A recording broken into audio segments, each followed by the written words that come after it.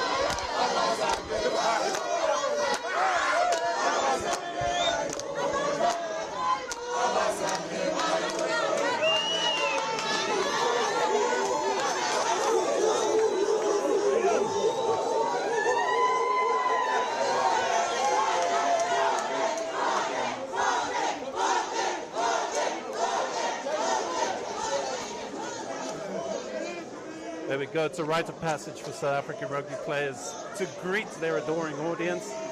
I don't think these guys were quite planning on this reception when they embarked on their World Championship for 2025, but this is what they have achieved, and this is what awaits them. And I think they're all very starstruck. It looks a little bit like deer in the headlights, but they're taking it in their stride, and they're getting in with the swing of things. As I say, a small crowd, but vociferous. And they've helped this team to now start celebrating their accolade.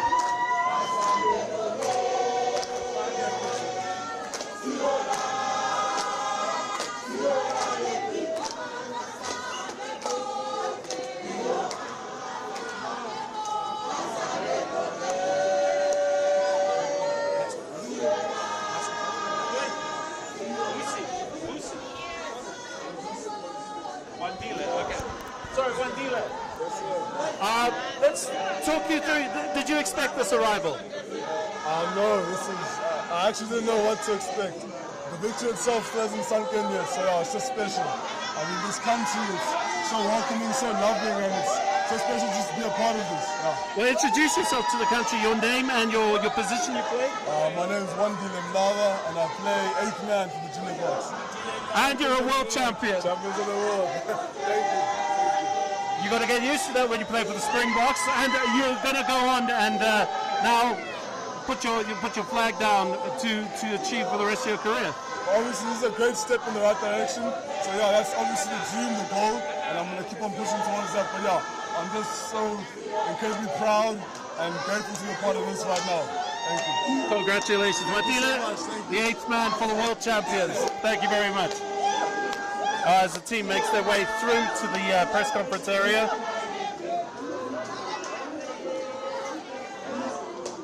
A lot of excitement in OR Tambo.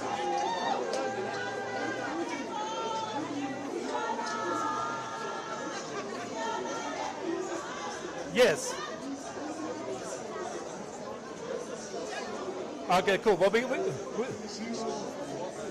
yeah. Okay, cool. We're going to a live press conference now. Okay, cool. Cheers.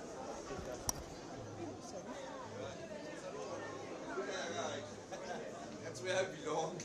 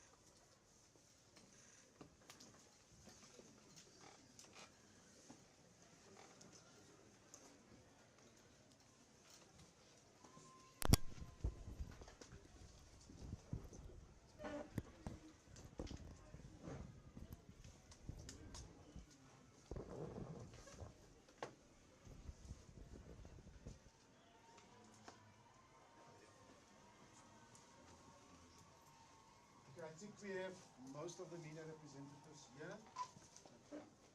Good morning.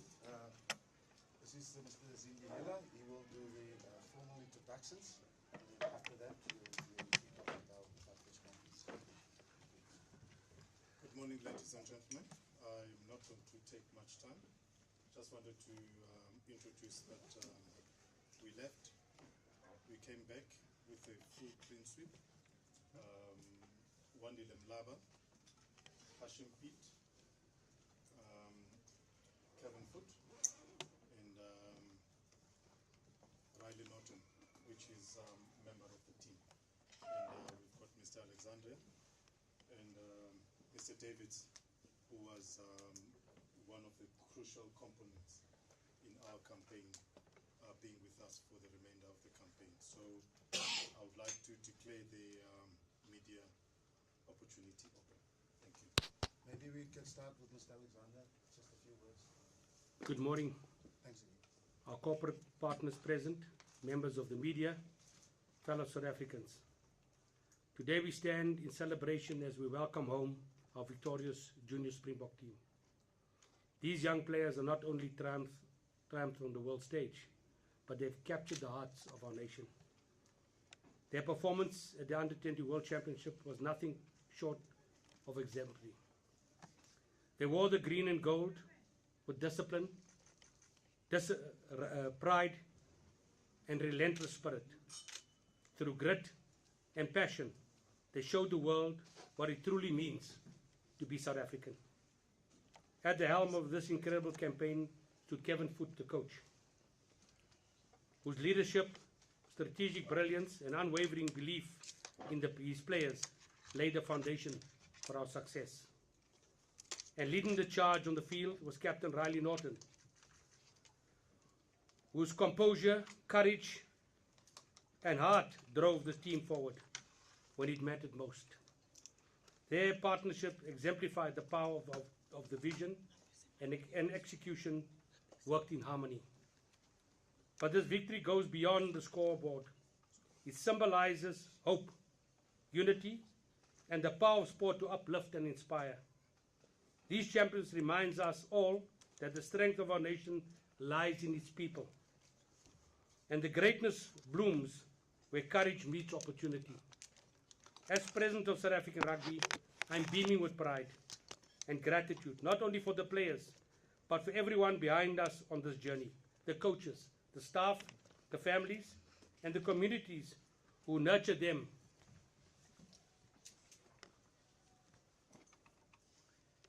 And we extend our sincere thanks to our corporate partners, F&B, Pick n Pay, Coca-Cola, Hyundai, and Nike, whose support has been instrumental in making all this possible. Your belief in the potential of our youth and your investment in the future of South African rugby has helped us create a platform for greatness. Let us continue to rally behind these young leaders. Their story is far from over. If anything, it's just beginning with a new chapter in South African rugby. Welcome home, champions. You made us proud. I thank you. Thank you, Mr. Alexander. By show of hands, please, can you indicate? Maybe our question will start with you, Coach Kev.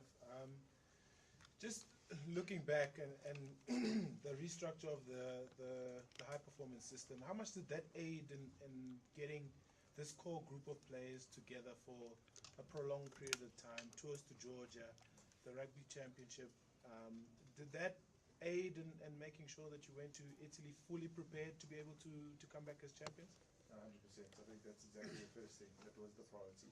The support that we've had from Mr. Alexander, Mr. David, Mr. Oberlazer, Dave Wessels, and from SA Rugby has been incredible. You know, the one thing, we've got this amazing schoolboy system with all this talent, and then we were going into World Cups probably a little bit unprepared because we hadn't had those camps together or those games, and just the ability to play those games. The TRC was incredible for us, and then our preparation building into the World Cup. So we've got all our gratitude goes to them, because if it weren't for that, I don't think we would have been as prepared and as ready to be successful in that tournament.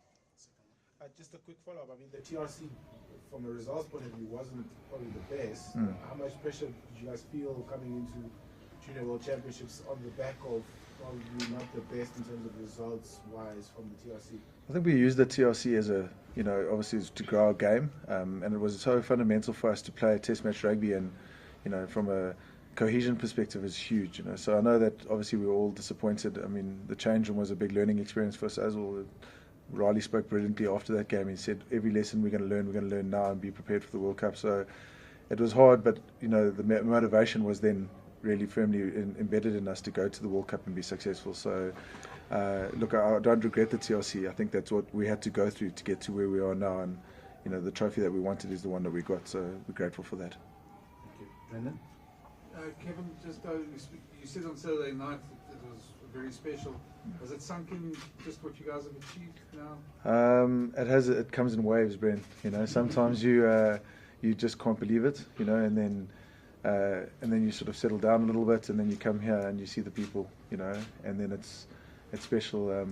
I don't know, Bren. I don't know. I'm just so happy, to be back in South Africa and to be with such special people and to have a Springbok in our hearts. It's not real for now. I just feel like it's a dream.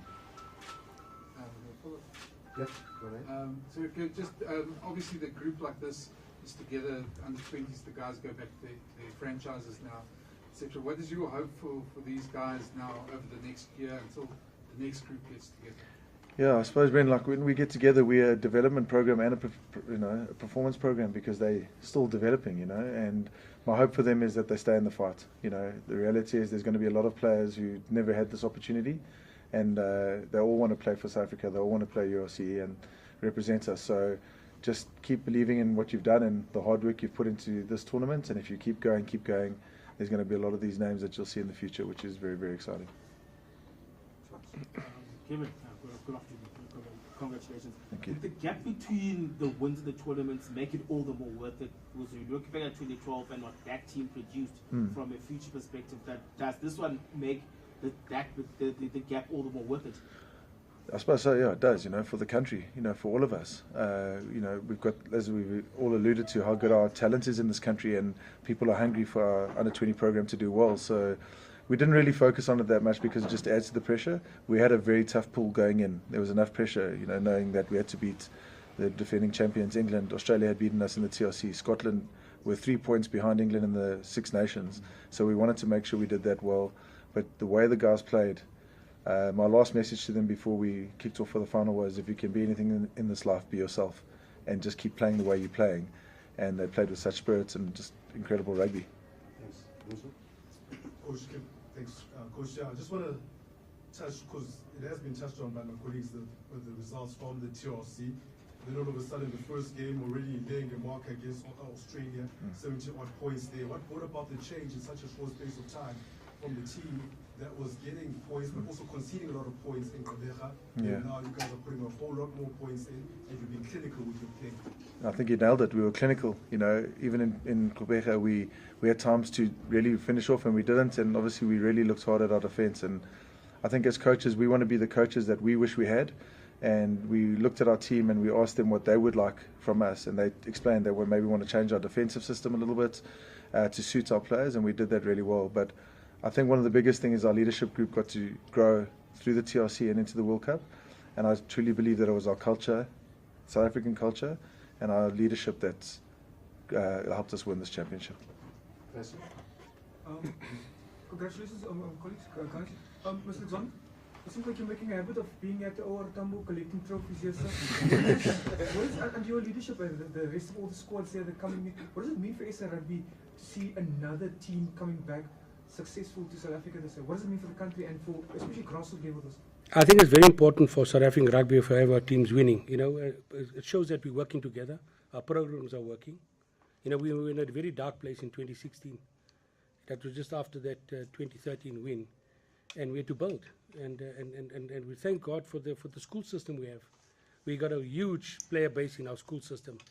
I was at the school week last week, and you could see the players coming through. So we are grateful for those coaches and educators who invested so much time into the youth.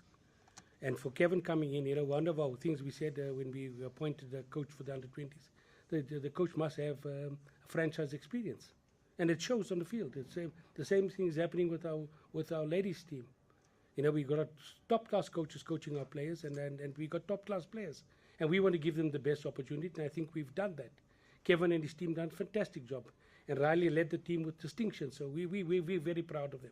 Every one of them we're proud of. So, Mr. President, just as a follow-up, President, you opened the door for this question. You've got another national side aiming off to England later this year. What type of support will SA Rugby, what type of support should South Africa give our women's team heading off to England later this year? You know, the one thing that our teams do, we draw our strength from the support base we get back home, from the 60-odd million people who support our team. And I appeal to them, let's support the ladies the same way we supported the men that went away. Because we need support. And we, you know, corporate South Africa has come to the table and helped us. You know, we have a franchise coach coaching the ladies team as well. So we'll get there. The ladies are doing exceptionally well, and we're proud of them. And we're asking corporate South Africa, let's back them. All the 60-odd million people, let's back our girls as well. Thanks, President. Peter? Riley, question for you. I was fortunate enough to commentate on some of your games at the Cricket World Cup last year.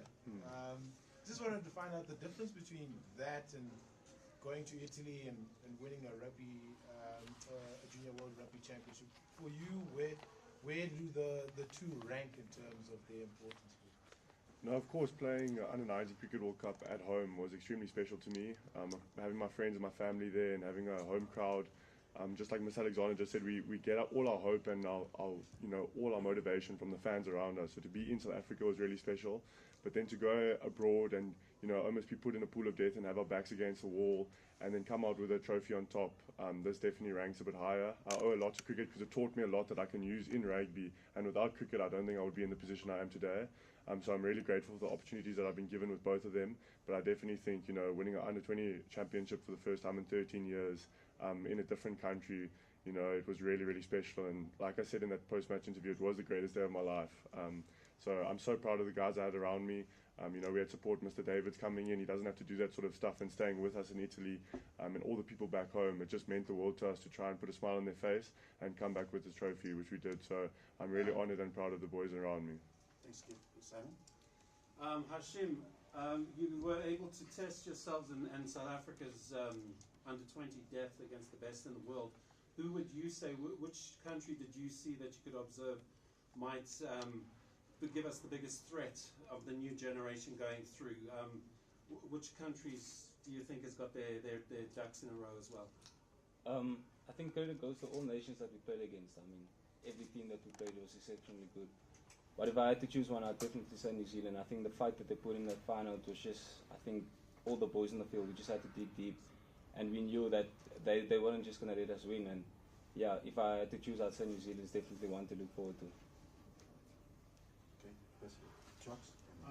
Riley, one of the biggest conversations before the Junior Rugby World Champ, the Junior Rugby Champs, was how much of a gap has the Junior Rugby Champs actually bridged as compared to the under-26 nation. Are you able to take us through how much that has helped? Because I think in the past, until last year, for example, you would see that there was always a difference between the European sides and the Southern Hemisphere teams. Like over the past 2 years, that gap has narrowed significantly with the introduction of the Rugby Championship. No, I think that was definitely crucial for us. I think that was almost the most important thing for us was preparation and game time. We had a tour to Georgia, we came back, we played against the Bulls, we played against Hamiltons, we played the TRC, and then we played two matches against the Kenyan men's side before going to a World Cup. So we have so much time to work on our combinations and also our culture and our trust off the field, because I think as South Africans, if we can trust each other, we know what the guy's gone through, we know his background, and we know who he is as a person. I think that can really influence how you play on the field, especially when it gets to tough times and you have your back against the wall.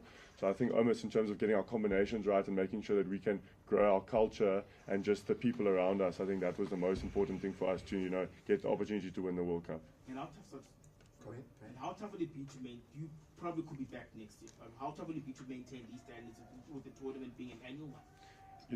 I think as South Africans and what we have here in the rugby culture, it's never an excuse to just, be complacent. We have so much to look forward to, and we understand the feeling of winning a World Cup now and how special it is to us. So I think if we don't go and put everything we can to go and win this thing again, I think, I don't think that would be a South African way, you know, just to go half-hearted. We pride ourselves on giving absolutely everything from the first camp to the last camp in every game and every minute. And I think that showed at the World Cup now. So I think just because of the hope and the success that we've had now, I think that will definitely, you know, impact how the guys will react going into next year's tournament and hoping to win it again in Georgia. Coach, you just said that it will take time to sink in, but obviously your mind is already in next year's campaign. What will you change? I mean, you obviously won't want to change the outcome of the tournament, but what would you change going into the tournament? We'll do a full review. I mean, there were some things that we did really well. I thought our medical team, our strength and conditioning team were outstanding. So we were training on 5-day turnarounds before we went there. So we were getting used to the guys waking up sore and tired. I can't exactly say the only thing what we know will change is the players, and that's the hardest thing. You know, they come into our lives for these last 4 or 5 months, and we become so close.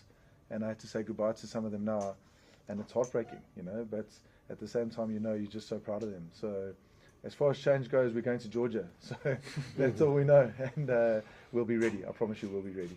Just one more question, sorry. The one person that won't be here is Akkers. It's now been appointed as head of rugby at the Bulls. How big part did he play in your success? No, Akkers had such an impact on me, on the players. Wandile spoke really well about Akkers as the man he is. He just invests so heavily into these players. He's going to go well. He sent me a message before the game. We were talking, and he just said, "I'm sorry to drop you." And I said, "You didn't drop us, you lifted us." And I said, "Good things happen to good people, and you're going to go so well at the Bulls." And yeah, he's a great man, he's a great friend, and I just wish him all the best. You're going to run up with the final round person, starting with you, Brandon.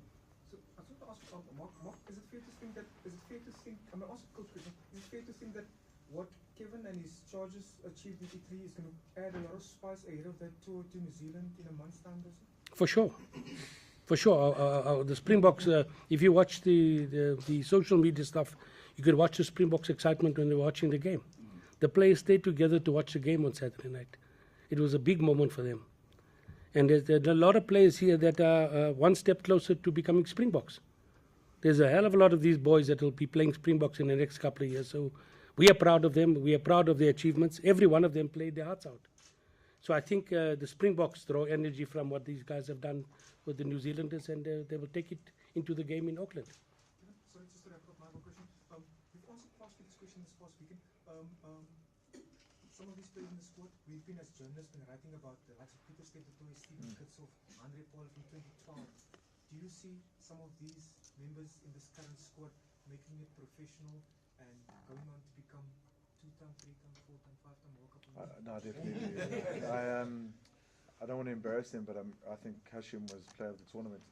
And, you know, widely spoken, he has been compared to Anton Dupont, you know, and that in itself is a massive compliment. But Hashi, his calmness, as you can see here, he's just such a proud man. If anything gets a bit righty, he says we don't behave like that, and everybody just stops, you know. So he's just a real great leader, very calm and an explosive player.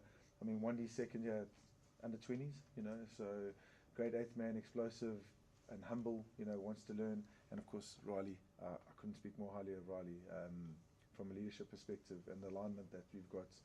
And he spoke about trust, and trust is number one for high performance sports. So yeah, I mean, we could go through the whole list of guys and I'd probably get emotional just speaking about them all, but the reality is that these guys have put themselves in a great place to kick on and watch these names. It's just a two-pronged question. One, Kevin talked about what you said about Akkers. Maybe you can share with us that. And then Kevin, sorry, maybe just talk about some of the challenges you guys face. Because I don't think a lot of people know about the 5-hour bus rides and the heat and obviously just maybe go through about some of the challenges and how you guys navigated it. Yeah, I'll start. Yeah, so we've obviously spent quite a lot of time with Coach Akkers now, us as like the forwards in the group. Yeah, he's a special coach. He comes in and he first just wants to instill discipline within the group, and that comes from a trust that we all share within each other and with him. So it just encourages us to work harder for him, if anything. And I think that's what he's just so good at, is managing his players, managing personalities, different personalities in the group. He gets us all and understands us on a personal level, and that just helps our bond on the field. So yeah, it's really going to be sad that he's leaving the under 20 group, but obviously we wish him well where he's going, and we know that he will be successful. Yeah, I think so. From the logistics side of view, again, Zingy, I don't want to embarrass Zingy Heller, but he was amazing. So we knew that we had these massive bus trips before, and so we were lucky enough to scout hotels close to the stadiums.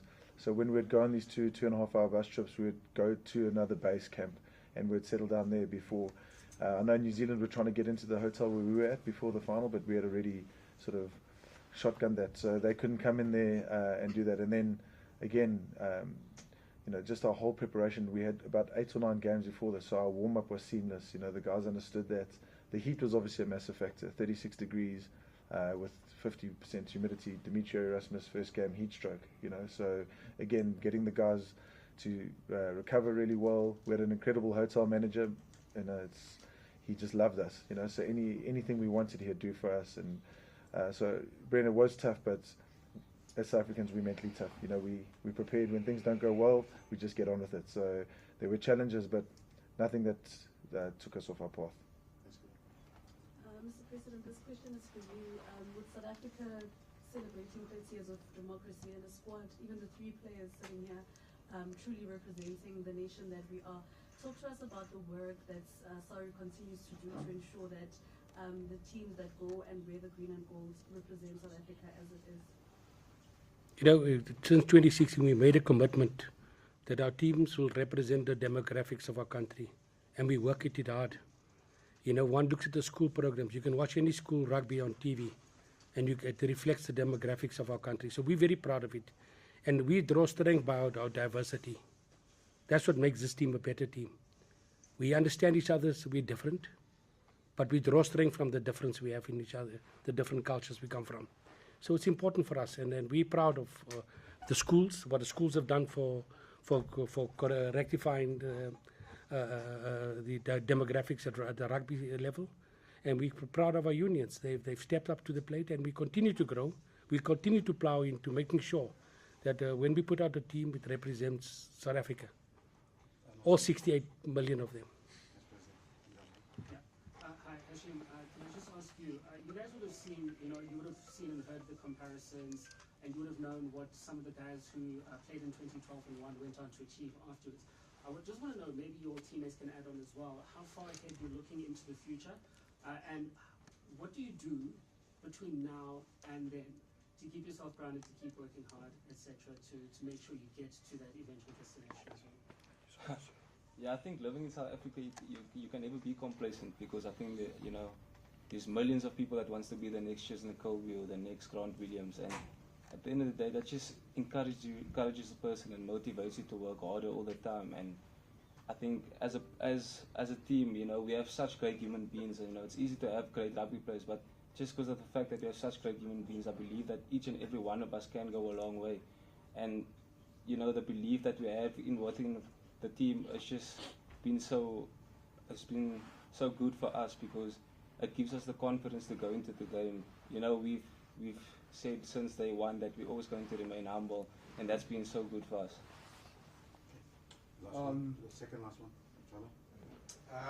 Coach, I wanted to find out, you've spoken about how important Coach Johan Ackerman has been in terms of the influence that he's had in the group, but from a skill point of view, a guy like Malusi coming in, it's a fragile age group to get that skill perspective right. How awesome was he in terms of making sure that the improvement from a skill point of view was strong? Yeah, Malusi's awesome. Malusi's awesome. He's got amazing energy, and he loves to attack, and he gives the guys the confidence to go. He gives them some pictures to think about, but his coaching is outstanding. He's just getting better and better as a coach. The one thing as well from us, from a coaching perspective, I met these guys for the first time in November, so we had to go through some stuff ourselves, as all leadership teams do, and we had to work out how it's gonna go. And he gave me some pretty honest feedback, which I love him for, and I really enjoy working with Malusi. And you can see the way we attacked in this tournament from the get-go was really exciting. And I'd add to that Mushi, Lumumba Curry is incredible as well. He's so passionate. And if you look at that final, our set piece, the scrum, we really went hard at New Zealand in the scrum. We went hard at everyone. our mauls, our scrums, our defence. We only conceded one maul try in the whole tournament, you know, and that's Mushi and Malus. I love working with those guys, and they've just been awesome. Last one, Percy, Afrikaans. Meneer David, ek het baie met ander collega's Afrikaans gepraat, maar ek weet nie, gaan my 'n mond vol gee met die Meneer David, ek kortliks iemand deel op die grond was saam met die groep gewees het. Waaraan skryf jy hierdie groep se sukses toe, meneer, en wat moes hulle doen om die sukses te bereik? You know, Percy, all the glory to God. That's the first. Make Afrikaans. Alle eer aan God. Ek dink was dit nie onmoontlik gewees nie, dan sou ons hier vandag gewees het nie. En ek moet vir jou sê, die span wat ons oorgevat het, ek kan seker heel dag daaroor gesels. Maar die protocol bizarro wende, wanneer die president praat, dan luister ek is maar net sy bek agter. Werk goed saam. En vir julle media mense moet ek baie dankie sê vir dit wat julle doen vir Suid-Afrikaanse rugby, maar vir ons borge moet ek vir jou sê, die manne speel vir die borge. Hulle gaan uit, hulle praat gedurig daarmee, om saam met hulle te wees met Kevin. Ja, ons kan dit nie meer sê met hulle hele bestuurspan. Elkeen doen sy werk. Ek het saam met hulle gesaf vir die 35, die 40 grade daarso. Gelukkig was daar water om by kon lekker geëet om weer water terug te gesit het. Maar onder in die leierskap van die manne wat hier voorsit. By my taak was maar net reguit gewees en saam met Kevin om na die welfare van die players te kyk. Soms iets vergeet ons dit. Ons het 'n goeie player, maar ons weet nie die welfare. Ons weet nie wat aangaan met die huisie. Weet nie aan wat aangaan met die familie nie. So ek bring hom maar net stadig in daar nie, maar ek het dit geniet en ek dink uit die span uit gaan daar baie Springbokke kom. En dan moet ek ook beloof ons Springbokspan rassiele wat ons ondersteun het. Mense die boodskappe gestuur en gesê kyk hoe sit die manne. En dit is wat ons doen en dit is wat ons president doen. Hy eenheid en hy diversiteit in Suid-Afrika en Suid-Afrika te bou, nie net in rugby nie, maar ook as 'n nasie. Is dit bewys dat rugby gesond is in Suid-Afrika, die sukses van hierdie keer? Percy, dis blank en gesond, kan jy dit sê. En ek het tussen die manne gesit, groot rugby mense daar, hulle sê ons skoolstruktuur en dit wat die president gesê het, dit maak vir hulle almal sin, dit waarom ons so goed is. Ons het opgekom met Connor O'Shea van Engeland, hy het my reguit gesê, toe ek opkom, toe sê hy by my, you're gonna win, you're the best. Van julle skole rugby struktuur is van die beste in die wêreld. Baie dankie, Mr. David. Baie dankie, thank you everyone. Thanks for attending and hope to see you soon. Thanks, guys. Thank you. Travel safely, you guys be tired. All the best. Not your friend. No, I would have. Good, okay. I almost put it in my pocket. Thanks, guys. Hier kom met jou bulle nonsens hier, né? Jy kom met daai bulle storie van jou hier. Ja, hier kom met jou bulle voor die. You shouldn't have seen the blue story. Jy sien die man wat rugby ken, speel vir die Leeu's.